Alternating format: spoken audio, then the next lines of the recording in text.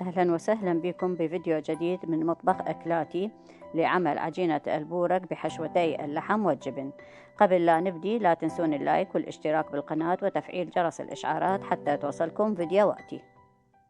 مكونات العجينة: كوب طحين، نص كوب نشا، ملعقة أكل بيكنج باودر، ربع كوب زيت، نص كوب ماء. العجينة هاي استعملها لنوعيتين: حشوة اللحم وحشوة الجبن. الجبن دائما أنا أخبط جبن عرب وجبن شدر وأخلي وياه الزعتر والمعدنوس. أما اللحم أكون اللحم أنا محضرته مسبقا، شايفين يعني أنا منزلة قبل حشوة اللحم هي اللي أسويها للكباب للهذه. هنايا بالبورق بس أضيف لها المعدنوس. هنا بديت بخلط المكونات العجينة، خليت الطحين وخليت النشا والملح البيكنج باودر، أبدي الزيت وبعدين الماء بأخليه أضيفه بالتدريج. عجنها العجينة إلى أن يكون ملمسها ناعم وطرية بس ما تلزق بالإيد.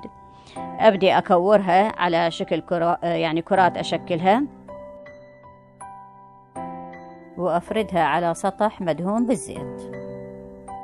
هنا فردت أول قطعة، بديت بحشوة اللحم، خليت اللحم وأخلي المعدنوس أثنيها وأثني الجوانب وأبدي ألفها.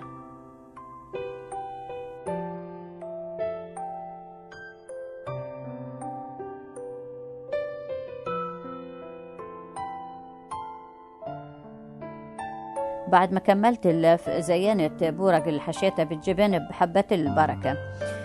من أريد أقلي يبدي القلي مالته، أول شيء أخلي الزيت يسخن على النار بنار عالية. أول شيء أسخن الزيت، بعدين من أنص النار وأبدي أخلي البورق حتى لا يحترق ويطلع الوجه مقرمش ومن الداخل مستوي وطري.